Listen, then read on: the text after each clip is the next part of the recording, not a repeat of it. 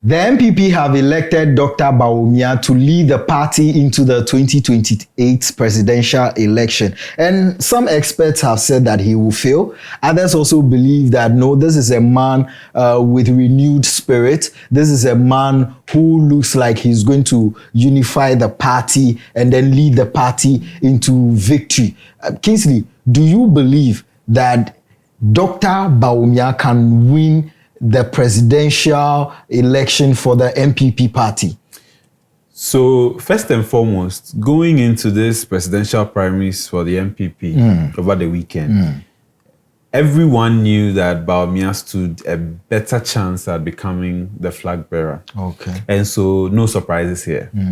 Even though some people thought Kennedy Japan was going to pull some surprise and all of that, some of us felt it's far too it's too far-fetched when it comes to Kennedy Japan actually upsetting the system, because Bawumia, take it or leave it, he has some strong and loyal following, right? And I'm not sure that would change in just a year and a half. One good thing the party did, and I still believe with that school of thought or trust or align with that school of thought, is that the good thing they did was to elect the flag bearer first. Oh, so you also side with the top-bottom approach. Yes. But there are experts that says that you can't start building a house from the roof down to the foundation. They don't have money. But wow, it burst my mind. If they had started from ground up, I'm not sure Bawumia would have been elected as the flag bearer. So it means that this is a deliberate orchestration by establishment to give the party a certain preferred candidate. Just like anything in this world, we have the pros, we have the cons. The pros in this, starting from the top, is that now Bawumia or Dr. Bawumia has the opportunity of unifying the party, right? Making sure that he brings everybody on board, whether he supported him or not. Because he's coming from a regime where people are angry at that regime, and he's part of it. Like he has a very integral role when it comes to that regime that people were angry about, right? Right. So he coming out to say, see, vote for me again and let's go into another election. People naturally haven't healed from what they endured under the Akufo Addo administration.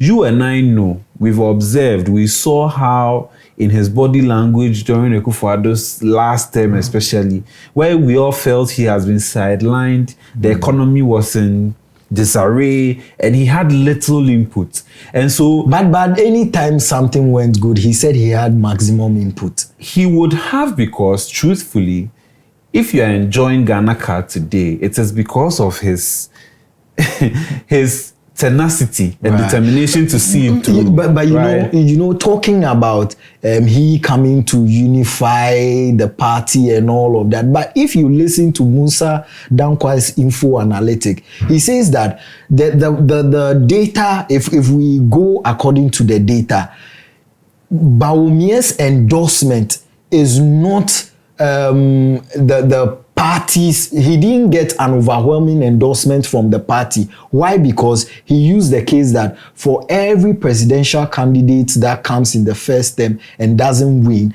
when they present them again, they outperform their previous performance. But in this case, Bawumia is rather doing worse than his previous performance. So how can such a man be able to unify the party? And according to the same Musa Dankwa Info Analytic, that Ken's camp, they are very bitter, even though Ken has come out to concede, but they are very bitter. And this is a man, according to the data, does not look like he had the overwhelming support of his party. So how does such a man unify the party? You know, you have actually simplified my arguments for me. Okay. So all the factors you mentioned is the reason why now that he's elected, he has 3 full years to bring everybody on board. Let people understand that, see, you were angry, I understand. but we are still one family. Let's do this for the party. Let's do this for the elephant. He has time to do all these things. If by 2028 he's not able to bring everybody around the table, then we can say he has failed. So I am saying that you have simplified my arguments for me to say that he might not have a very strong hold of the party because he got just 56%, which meant that some 40-something% are not in support of him leading the party. But he has 3 years to bring all these people on board and say, see, let the past be past and let's look into the future with some optimism. Do you understand? Right. So if he's unable to do this by December 2028, that one we can say that, okay, you have wasted our time again. In this primaries, I think the biggest surprise for me was Brian Champon, how well he did, you know, and also I will give it to Dr. Bawumia. I like his tone. I like his demeanor going into this, you know. But now, if you say Dr. Bawumia, people will start listing a number of sins of Bawumia. They can list 10 sins of Bawumia right now. So the question is, this is a man who, well, the party and he himself want Ghanaians to see him as a new man, as a man of his own. So how then do we decouple the Bawumia we had under Akufo Addo and this presidential candidate, the leader of the MPP party, Bawumia? So I agree with you, right, that Dr. Brian Champon was the star of the movement for some of us. But you know, there's a school of thought that says he was strategically positioned to steal from Kennedy Japan. So in all of this, it's Kennedy that really lost when it came to Brian Champon doing very well in some areas. Right. But the Bawumia of Akufo Addo's era and the Bawumia now, I think it's all at the doorstep of Bawumia. Right now, you have to be a man of your own, at least from what people say. They feel like he's living under the shadows of Nana Akufo Addo. Yeah.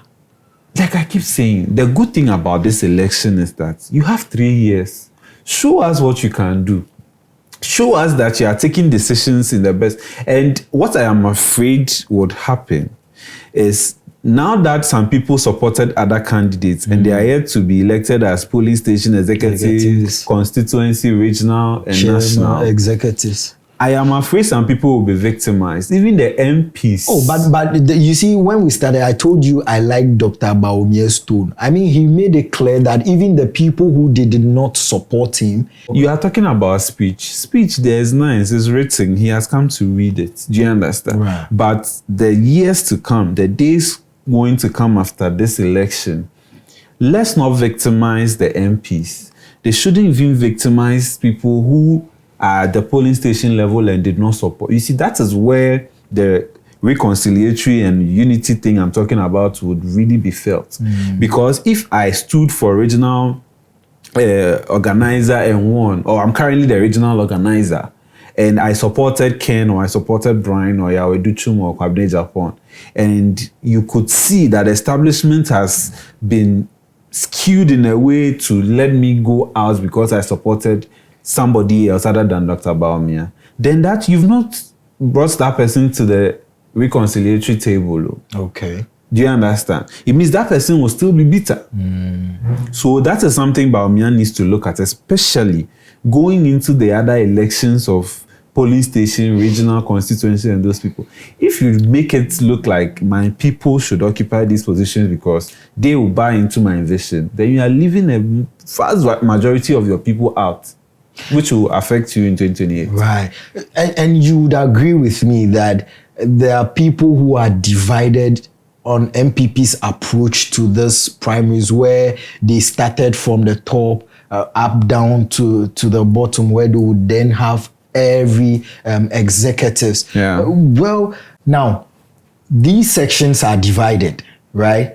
Others believe that this approach is good. Others also believe that this approach is not good. And for many times, those who are against this MPP's approach from up to bottom makes the argument that this is establishment's way of putting in their preferred candidate. And what reason do they give for that? They give the reason that this candidate has already been invested in, he had already been marketed, so he's marketable, they don't need to put in extra. And also they look at the case of who is carrying a lot of baggage, you know, entering into this race. And this, because of this thinking and reasoning, people believe that that is why they went in for Dr. Bawumia.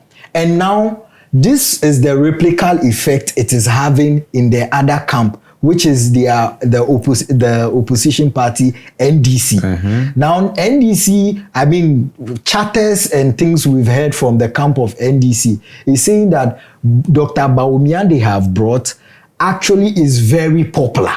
So they would also need someone very popular to match his popularity. Hence, now, allegedly, it looks like Asiedu Nketia is in the lead. But my question here is, can Bawumia stand and win against any presidential candidate the NDC presents?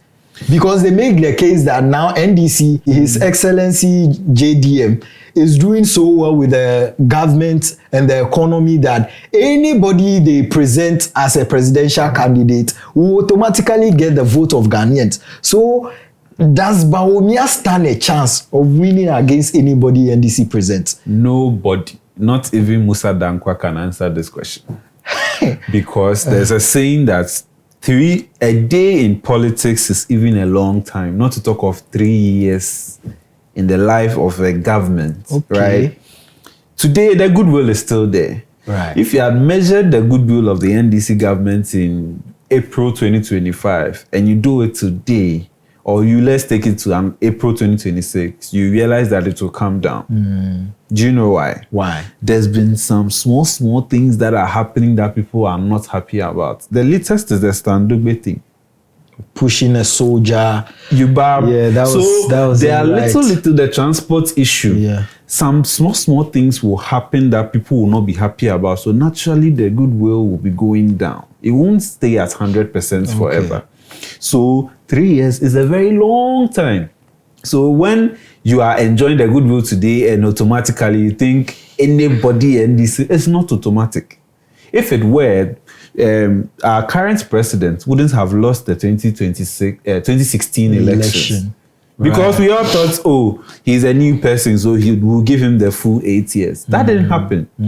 I keep telling people that, you see, the political analysts we have currently, they are still stuck in the 1992s and the 2004 way of analyzing our political system. Oh, really? Yes, I feel so, because when you hear the Dombo era, when Jacobit's era, Akufo, when Akufo was leaving government, he left government in 2008.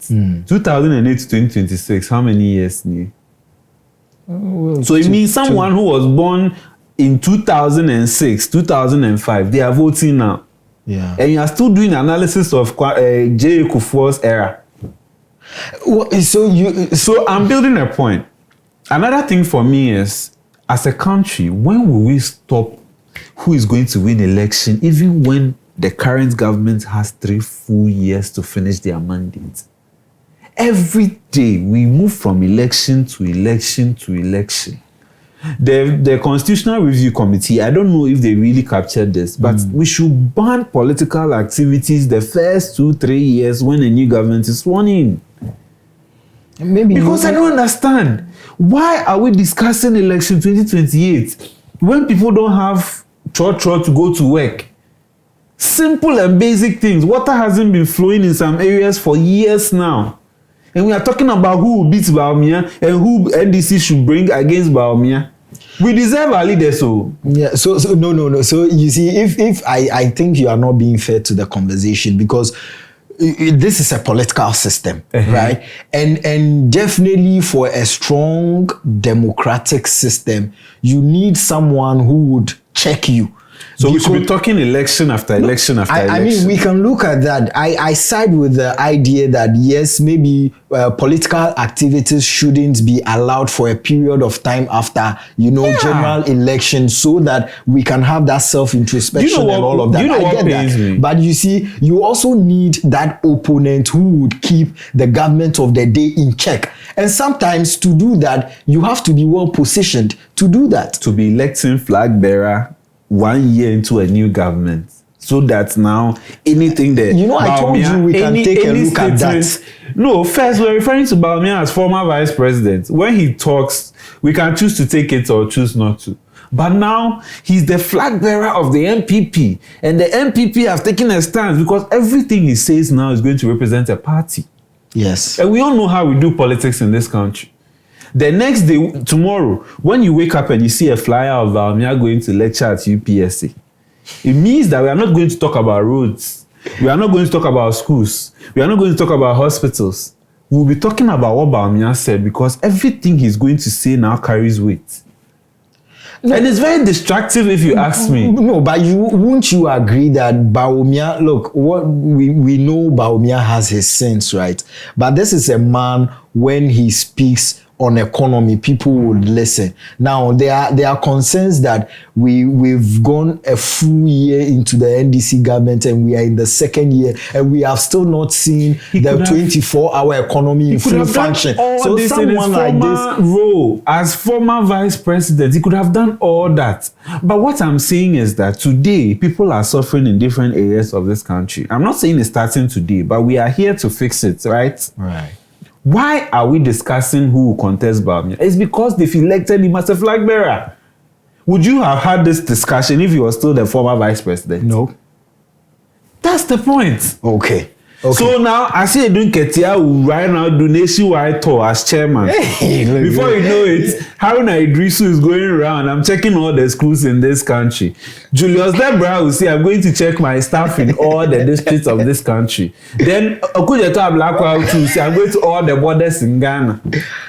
Then the thing is shifting from what they have to do now to election 2028. Why are we election testing in this country like that? Right. Well, I don't think that's what Ghanaians are looking for. Ghanaians are looking for roads, hospitals, living conditions. And you see, improving. Right now, the governance is seemingly going well. And I'm saying seemingly and choosing my words very carefully because we don't know what tomorrow holds.